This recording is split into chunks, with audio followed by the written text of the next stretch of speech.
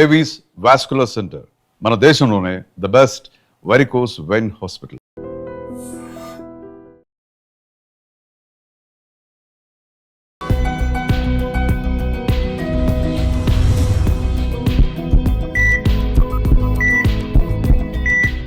Welcome to Healthy Conversation with iDream. Na peru Lumpini. Today we have surgical gastroenterologist Dr. Sriman Narayan Garu from Yashoda Hospitals.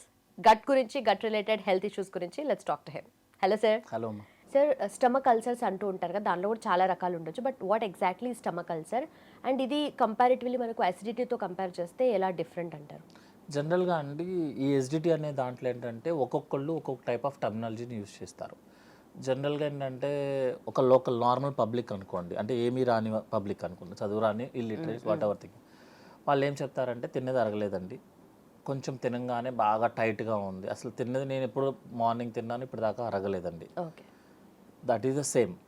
అట్లా కాకుండా కొంచెం సిటీలో ఉన్న వాళ్ళు కానీ బాగా చదువుకున్న వాళ్ళు నాకు గ్యాస్ట్రిక్ ప్రాబ్లం ఉంది, బ్లోటింగ్ ఉంది, బెల్చింగ్స్ వస్తున్నాయి, అంటే తేన్పులు ఎక్కువ వస్తున్నాయి అని వాళ్ళు చెప్తారు. కొంచెం వర్డ్స్ డిఫరెంట్గా ఉంటుంది. అట్లా కాకుండా ఇంకా కొంచెం మెడికల్కి సంబంధించిన వాళ్ళు ఏం చేస్తారంటే నాకు గ్యాస్ట్రైటిస్ ప్రాబ్లం ఉంది అని చెప్తారు అనమాట. రైట్. అదే పేషెంట్కి నేను ట్రీట్మెంట్ రాసేటప్పుడు ఏంటంటే యాసిడ్ పెప్టిక్ డిసీజ్ అని రాస్తాను, అంటే ఏపీడీ అని రాస్తాను. అలా కాకుండా ఒక మెడికల్ గ్యాస్ట్రోఎంట్రాలజిస్ట్ ఎండోస్కోపీ చేశారండి, చేసిన తర్వాత ఏం రాస్తారంటే esophagitis, duodenitis, gastritis, stomach gastric ulcer, peptic ulcer. ఇప్పుడు నేను లే పర్సన్ దగ్గర మొదలుపెట్టిన వర్డ్ ఈ వర్డ్ సేమ్, అన్నీ సేమ్. ఓకే, అంతే తప్పించి ఒకదానికి డిఫరెన్స్ ఏం లేదు. డిఫరెన్స్ ఎప్పుడు వస్తుంది అంటే సివియారిటీ, అంటే పేషెంట్ యొక్క కంప్లైంటే సివియారిటీ. అంతే తప్పించి ఫస్ట్ చెప్పిన ఇండైజెషన్ ప్రాబ్లమ్కి లాస్ట్ చెప్పిన పెప్టిక్ అల్సర్ అనే టెక్నికల్ వర్డ్స్కి ఏం డిఫరెన్స్ లేదు, ఆల్ ఆర్ సేమ్. కాకపోతే ఒక్కొక్కరు ఒకటి యూజ్ చేస్తారు. నేను ఎండోస్కోపీ చేసినప్పుడు నాకు లోపల అల్సర్స్ కనిపిస్తే నేను యూజ్ చేస్తాను, తప్పించి నో డిఫరెన్సెస్ అని. యాక్చువల్గా కంప్లైంట్ని బట్టే మారుతుంది అనమాట. సపోజ్ నాకు పేషెంట్కి ఈసోఫాజైటిస్ అని వచ్చింది వర్డ్ అనుకోండి, ఆ పేషెంట్కి మేమేం చెప్తామంటే రిఫ్లెక్స్ డిసీజ్ ఉందని చెప్తాం అనమాట. అంటే యాసిడ్ ఫుడ్ పైప్లోకి వెళ్ళి ఈసోఫాగస్ని, అంటే ఫుడ్ పైప్ని డ్యామేజ్ చేస్తుందని చెప్తాం. దాన్ని ఈసోఫాజిటిస్ అంటాం, రివర్స్ వెళ్ళటం వల్ల. వాళ్ళకి ఏంటంటే ట్రీట్మెంట్ డిఫరెంట్ ఉంటుంది. యాక్చువల్గా వాళ్ళకి ఏంటంటే జనరల్గా సర్జరీకి వెళ్ళాల్సి వచ్చే ఛాన్సెస్ ఉంటాయి. అట్లా కాకుండా ఓన్లీ గ్యాస్ట్రైటిస్ ఉన్న వాళ్ళు, ఓన్లీ స్టమక్లోనే కంప్లైంట్ ఉన్న వాళ్ళకి ఏంటంటే మనం మెడిసిన్స్ మేనేజ్ చేసుకుంటే సరిపోతుంది. మెడిసిన్స్తో పాటు ప్రతి పేషెంట్కి కంపల్సరీ డైట్ మోడిఫికేషన్ ఉంటుంది, స్ట్రెస్ ఇష్యూస్ ఉంటాయి, ఫిజికల్ యాక్టివిటీస్ ఉంటాయి. సో ఎవరికి ఉన్నది ఏంటంటే మనం హిస్టరీ ప్రకారం చెప్పాలి యాక్చువల్లీ. సో హిస్టరీలో పేషెంట్ నాకు కొంచెం తినగానే టైట్ ఉందండి, లేకపోతే పొట్టంతా బెలూన్ లాగా ఉప్పిపోతుంది, తేన్పులు బాగా వచ్చేస్తున్నాయండి అని చెప్తే నెక్స్ట్ ఏంటంటే కొన్ని రోజులు ఒక 3 days బాగుంటుంది, 3 days బాగోదు, ఏం తిన్నా లేజీ ఫీలింగ్ వస్తుంది, తిన్నట్టే ఉండదు, వర్క్ చేసినట్టే అనిపించదు. ఇవన్నీ ఏంటంటే గ్యాస్ట్రిక్ ప్రాబ్లం ఉన్నాం, అంటే నార్మల్ గ్యాస్ ప్రాబ్లం. వాళ్ళు కానీ గట్ట ఎన్ని సైన్స్ ఇస్తుందో మనకి, గట్ట మనకి కంప్లైంట్స్ అన్ని క్లియర్గా చెప్తుంది. ప్రాబ్లం ఏంటంటే మనం డాక్టర్కి చెప్తాం. Right right. అది అలా కాకుండా ఏంటంటే కొంతమందికి లేదు నాకు స్టమక్లో ఏ ప్రాబ్లం లేదండి, ఛాతిలో బాగా మంట అనిపిస్తుంది, నెక్స్ట్ ఏంటంటే గొంతు లోపలికి ఏదో ఒక తేన్పులాగా వచ్చి వాటర్ లాగా అని అన్నం మెతుకుల్లాగా అని వస్తున్నాయి, నైట్ టైం పడుకున్న తర్వాత కాఫ్ వస్తుంది, లేకపోతే లాంగ్ టర్మ్ ఒక 3-4 months నుంచి కాఫ్ ఉంటుంది. ఇవన్నీ reflux problems. First problem gastric ప్రాబ్లమ్స్కి మెడిసిన్స్, డైటరీ మోడిఫికేషన్స్ చేస్తే చాలు.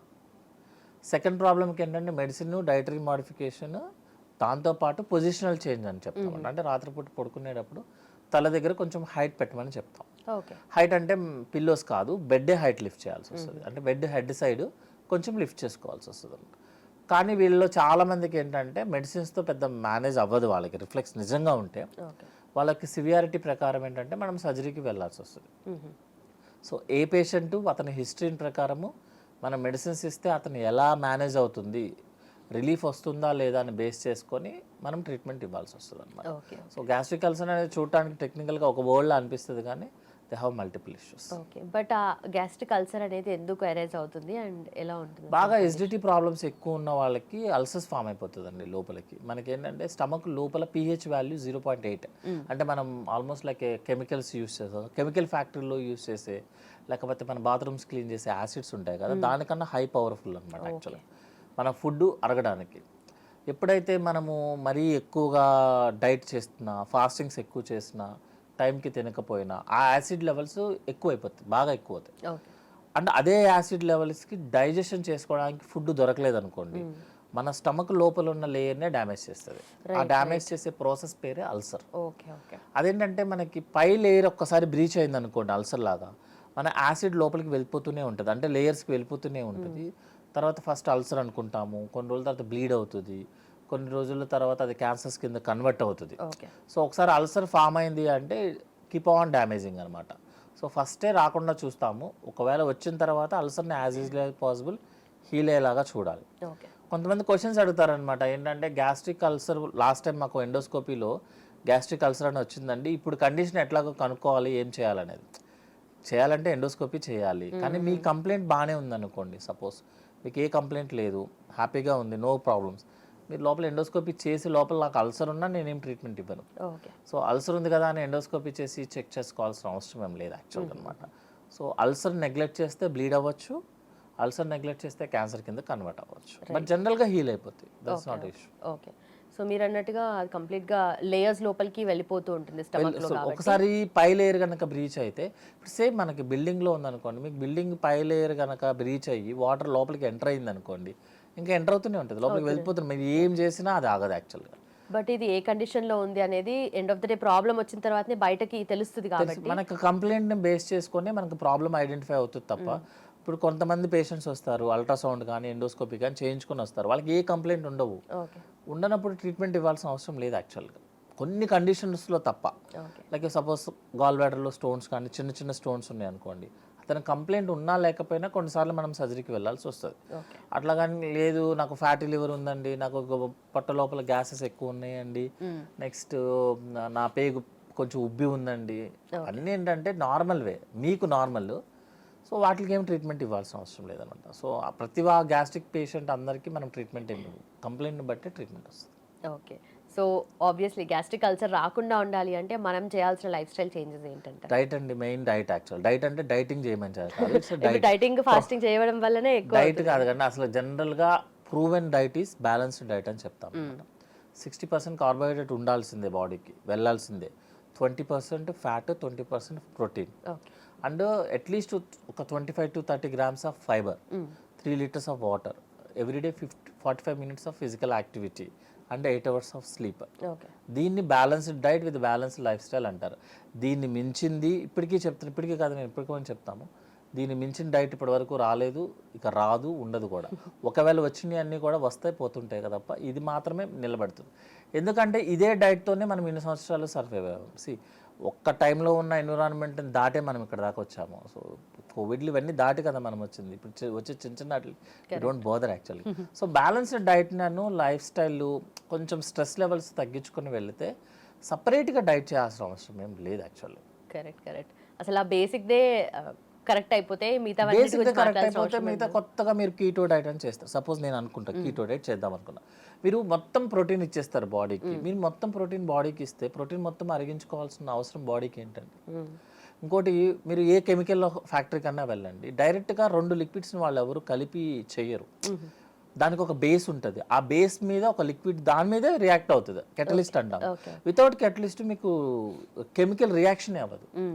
అట్లాంటప్పుడు మీకు మన బాడీలో ప్రోటీన్ డైరెక్ట్గా డైజెస్ట్ ఎట్లా అవుతుంది? బ్యాక్గ్రౌండ్లో కార్బోహైడ్రేట్ ఉంటేనే ప్రోటీన్ డైజెస్ట్ అవుతుంది. అందుకే ప్రోటీన్ తినే వాళ్ళందరికీ, ఆర్టిఫిషియల్ ప్రోటీన్స్ తినేవాళ్ళు, మన బాక్స్లు కొంటారు కదా, వాళ్ళందరికీ బ్లోటింగ్ అనేది వెరీ కామన్. వాళ్ళకి మోషన్స్ కూడా జనరల్గా రావు, వస్తే ఆగవు. సో నా ఉద్దేశం ప్రకారం ఏంటంటే అన్నీ ఉన్న డైట్ తీసుకోవడం, మీకు ఏ రోజైతే ఎంతైతే అవసరమో అంత తినడం, ఎప్పుడైనా మీకు నిజంగా తినాలనిపిస్తే ఆ రోజు తినేసి కంప్లీట్ యువర్ హంగర్. అంతేగాని ఫ్రైడే సాటర్డే వరకు చీట్ మీల్ అని వెయిట్ చేస్తారు, చీట్ మీల్ రోజున వారానికి సరిపడా రేషన్ అయిపోతుంది.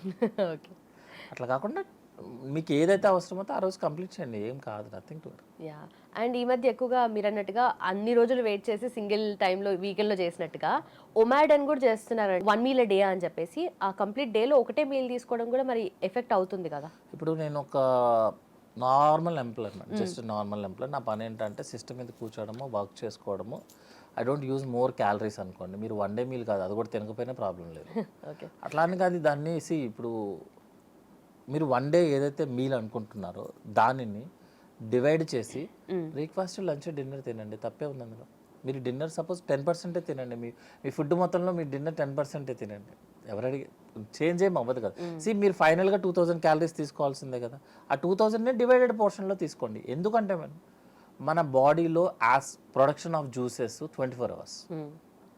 మీరు తినే ఫుడ్ తింటున్నారా తినట్లేదా దానికి సంబంధం లేదు. బట్ టైమింగ్స్ ఫాలో అవ్వడం వల్ల కూడా ఆ టైమింగ్ ప్రకారం మనకు ఆల్రెడీ అలారం క్లాక్ ఫిక్స్ అయి వస్తాం యాక్చువల్గా. ఇప్పుడు సపోజ్ మీరు ఇండియన్ సెటప్లో ఉన్నారనుకున్నాము, కరెక్ట్గా సూర్యుడికి చంద్రుడికి మనకి సెటప్ ఆల్రెడీ ఫిక్స్ అయి వస్తుంది. ఇప్పుడు పొద్దున్న 7కి ఎందుకు లేగాలి, 11కో 12కో లేవచ్చు కదా. రాత్రి ఎందుకు 9 అవ్వగానే మనకి ఎందుకు నిద్ర వస్తుంది.